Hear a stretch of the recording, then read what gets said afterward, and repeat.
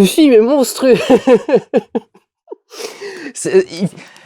Il fait pas plus peur que d'autres films d'horreur que j'ai vus, mais il est ultra malsain. C'est horrible. Bonjour à tous, il est question de Mr. Badabouk, qui n'a pas du tout le titre d'un film d'horreur. Elle est très affectueuse elle ce soir, je suis désolé, elle va être là. Réalisé par Jennifer Kent.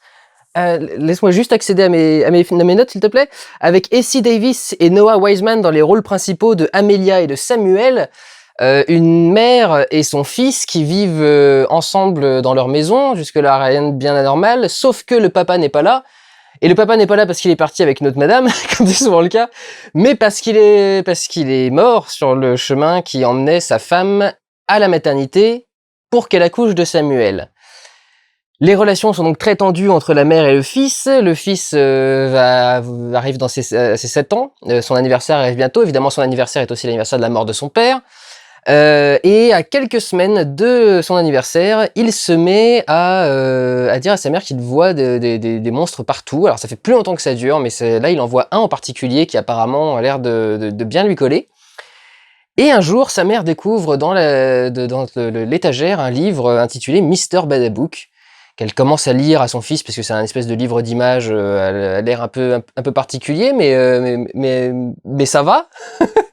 Ça va, tout va bien, tu m'aimes toujours. Qu'elle n'avait jamais vu jusque-là, et quand elle le lit, elle se rend compte que ce qui est écrit dedans est plutôt malsain à mettre dans un livre pour enfants, et des choses étranges vont se produire dans la maison. Je dis que c'est horrible et que c'est malsain, parce que ce film joue sur toutes les peurs d'enfance. Donc c'est aussi pour ça que le titre est aussi bizarre et que tout est basé sur un livre pour enfants, Mr. Babadook. Toutes les peurs d'enfance sont exploitées, y compris la pire de toutes. C'est-à-dire la peur que vos parents ne vous aiment pas. C'est horrible ce film, c'est d'un malsain, c'est horrible. Bref, ça met très mal à l'aise parce que c'est extrêmement bien réalisé. C'est vraiment très très bien foutu. Toute la première scène, c'est la séquence de l'accident qui est filmée de façon extrêmement intéressante. Tout le film en fait emprunte au code du cinéma surréaliste, du cinéma expressionniste allemand.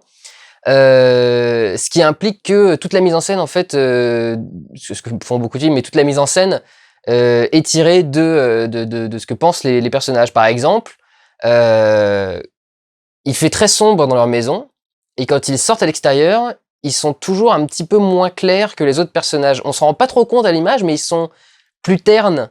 La mère, elle est blonde, mais ses cheveux, ils sont presque blancs, ils sont pas vraiment blonds, le gosse a les cheveux très très sombres.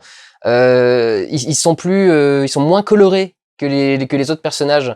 Un truc assez intéressant et dont on se rend pas spécialement compte à l'image quand on le voit, mais qui nous marque quand même. C'est comme ça que fonctionne la mise en scène. Ça vous fera peur ou pas? J'en sais rien, ça dépend de ce que vous avez. Pas de jumpscares. Je trouvais ça plutôt bienvenu. Visuellement, c'est intéressant. Elle arrête pas d'exploiter les premiers films muets, noirs et blancs. Beaucoup de films expressionnistes, mais aussi beaucoup de films de Méliès. Il y a beaucoup d'extraits de l'œuvre de Méliès et de plusieurs films de Méliès qui sont diffusés pendant le film.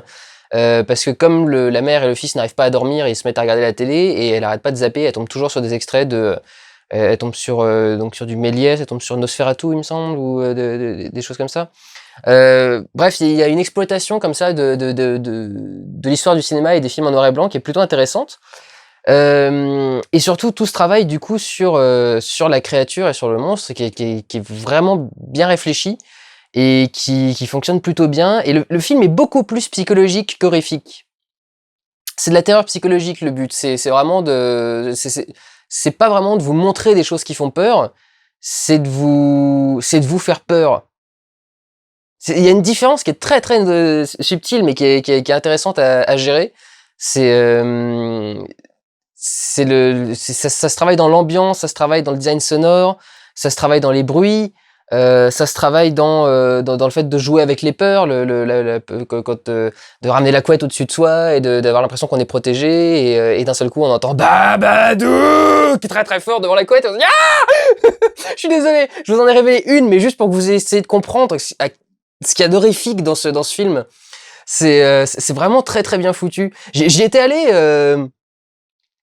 un peu en rigolant, un peu sûr de moi, en me disant mais qu'est-ce que c'est que ce titre de toute façon. Babadook, ça me rappelle une série que je regardais quand j'étais petit qui s'appelait les Badabuck. Et je me suis dit c'est quoi, ça va être quoi Mister Babadook. Au bout de 10 minutes je rigolais plus du tout. C'est vrai. Donc vraiment pas le film le plus effrayant que j'ai fait depuis le début, mais il vous marquera peut-être même plus que ces films-là. C'est tellement ingénieux au niveau de ce que ça va chercher profondément au niveau de vos peurs d'enfant.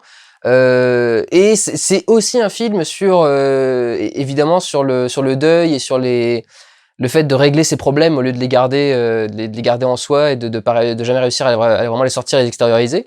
Je peux pas exactement développer là-dessus, sinon je révèle des choses, mais non, vraiment un bon coup.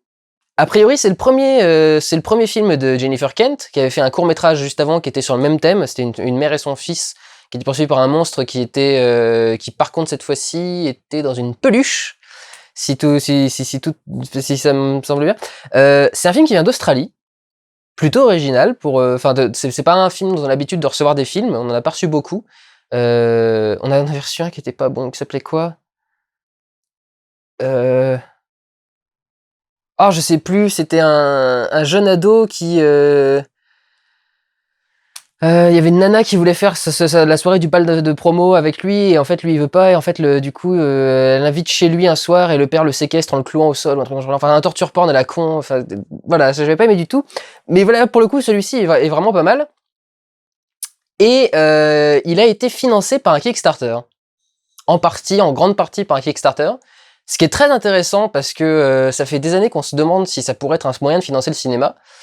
Et quand on voit ça, on se dit que manifestement, oui, c'est pas impossible. C'est un film qui aurait sans doute eu beaucoup de mal à se faire produire en dehors d'un système comme Kickstarter.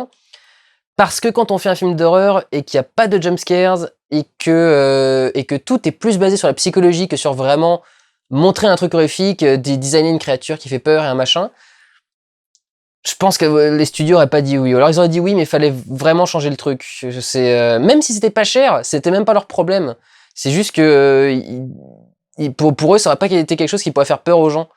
Et c'est vrai que je pense que c'est important de le critiquer et c'est important de parler du film parce que comme moi, enfin j'ai eu le même réflexe à la con que la plupart des gens sans doute. Quand on voit le titre, on se dit, bah, c'est quoi Mister Babadook, quoi? Qu'est-ce qu'on en a à foutre? Est-ce que vraiment ça peut faire peur, un film qui a un titre qui fait rigoler? Oui! Je confirme! En tout cas, ça peut vous mettre très très très très mal à l'aise et faire quelque chose d'extrêmement malsain. Et en ça, c'est vraiment un film d'horreur. C'est un film angoissant et c'est un film qui va vous faire peur. C'est pas comme ces merdes, là, comme Evil Dead à la con et des trucs dans ce genre-là. Bref, une très bonne surprise. Pour le coup, je m'attendais pas à être... Enfin, je m'étais dit si, je sais que c'était possible, mais j'y croyais pas trop. Et là vraiment j'y crois. Donc voilà, je suis ravi qu'il soit 22h41 et que j'aille me coucher dans pas longtemps. Cléo, tu vas dormir près de moi cette nuit. Prenez soin de vous, faites gaffe au placard et allez voir des films. Ciao.